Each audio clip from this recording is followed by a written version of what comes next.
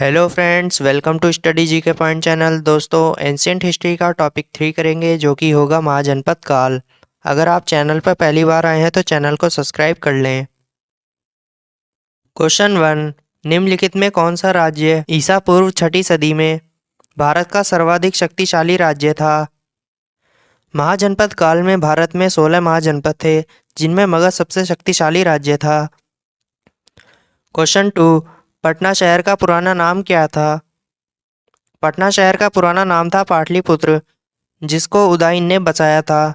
और बात करें अवंतिका की तो यह था उज्जैन का पुराना नाम। क्वेश्चन 3, मगध के उदय का श्रेय किस शासक को जाता है?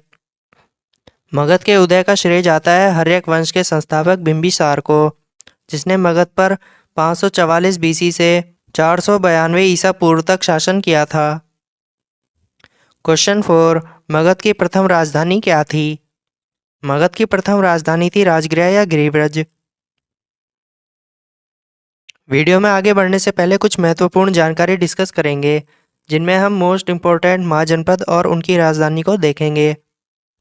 अंग महाजनपद की राजधानी थी चंपा, मगध की राजधानी थी राजगृह, काशी की राजधानी वाराणसी, वत्स की राजधानी कौशाम्बी, वज्जी की राजधानी वैशाली, कौशल की राजधानी श्रावस्ती या अयोध्या, मल्ल की राजधानी कुशीनगर, कुरु की राजधानी इंद्रप्रस्थ, गांधार की राजधानी तक्षशिला थी और अश्मक, जो कि सबसे दक्षिण में स्थित था, इसकी राजधानी थी पोतन।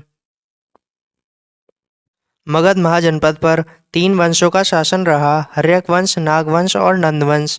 सबसे पहले बिंबिसार ने हर्यक वंश की स्थापना की थी। 544 ईसा पूर्व से 412 ईसा पूर्व तक हर्यक वंश रहा, जिसका अंतिम शासक था नागदशक, जिसकी हत्या करके शिशुनाग ने 412 ईसा पूर्व में नागवंश की स्थापना की थी। नागवंश का अंतिम शासक नंदीवर्धन था। उसके बाद महापद्मानंद ने 344 ईसा पूर्व में नंदवंश की स्थापना की थी, जिसका अंतिम शासक था घनानंद। घनानंद के समय ही सिकंदर ने भारत पर आक्रमण किया था। सिकंदर ने भारत पर आक्रमण 326 ईसा पूर्व में किया था। क्वेश्चन 5, किस शासक द्वारा पाटलिपुत्र को राजधानी बनाया गया?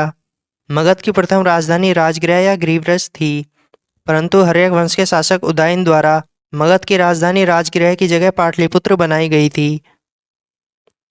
क्वेश्चन 6, किस जनपद की राजधानी उज्जैन थी? अवंती महाजनपद की राजधानी उज्जैन थी। उज्जैन वैसे इसका आधुनिक नाम है, महाजनपद काल में इसका नाम उज्जैनी था। क्वेश्चन 7, हर्यक वंश के किस शासक को कुणिक कहा जाता था? हर्यक वंश के शासक अजातशत्रु को कुणिक कहा जाता था, क्योंकि इसने मगध की गद्दी पर बैठने के लिए अपने पिता बिंबिसार की हत्या की थी। क्वेश्चन 8, कौन सा वंश पितृहंता वंश के रूप में जाना जाता है? पितृहंता वंश अर्थात पिता की हत्या करने वाला वंश, यह कहा जाता है हर्यक वंश को, क्योंकि अजातशत्रु ने अपने पिता बिंबिसार की हत्या मगध की गद्दी पर बैठने के लिए की थी। सेम उसी तरह अजातशत्रु के पुत्र उदयन ने मगध की गद्दी पर बैठने के लिए अजातशत्रु की हत्या की थी। क्वेश्चन 9, निम्नलिखित में से कौन मगध की राजधानी नहीं रही है? मगध की प्रथम राजधानी थी गिरिव्रज। उसके बाद उदयन द्वारा पाटलिपुत्र राजधानी बनाई गई। नागवंश के संस्थापक शिशुनाग ने अवंती और वत्स महाजनपद को जीतकर मगध में विलीन कर दिया था और वैशाली को अपनी राजधानी बनाया था। तो इस क्वेश्चन का ऑप्शन डी राइट होगा, काशी मगध की राजधानी नहीं रही है। क्वेश्चन 10, शिशुनाग ने अपनी राजधानी कहाँ बनाई थी? शिशुनाग ने अपनी राजधानी बनाई थी वैशाली, परंतु बाद में कालाशोक ने पाटलिपुत्र को ही मगध की राजधानी कर दिया था और आगे के लिए पाटलिपुत्र ही मगध की राजधानी रही थी। क्वेश्चन 11, कौन सा महाजनपद दक्षिण भारत में गोदावरी नदी के किनारे स्थित था? 16 महाजनपदों में सबसे दक्षिण में स्थित था अश्मक, जो कि गोदावरी नदी के किनारे स्थित था।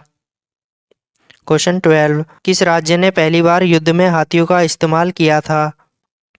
मगध राज्य में पाए जाने वाले जंगलों में भारी मात्रा में हाथी पाए जाते थे, जिनका इस्तेमाल युद्ध में किया गया था। क्वेश्चन 13, यहाँ से यूनानी आक्रमण के क्वेश्चन डिस्कस करेंगे। सिकंदर ने भारत पर आक्रमण कब किया था? सिकंदर ने भारत पर 326 ईसा पूर्व में आक्रमण किया था। क्वेश्चन 14, हाइडेस्पीज या वितस्ता का युद्ध किन किन शासकों के बीच हुआ था? वितस्ता जो कि झेलम नदी का पुराना नाम है, जिसे यूनानी भाषा में हाइडे स्पीच कहा जाता था। हाइडे स्पीच का युद्ध हुआ था सिकंदर और राजा पोरस के बीच।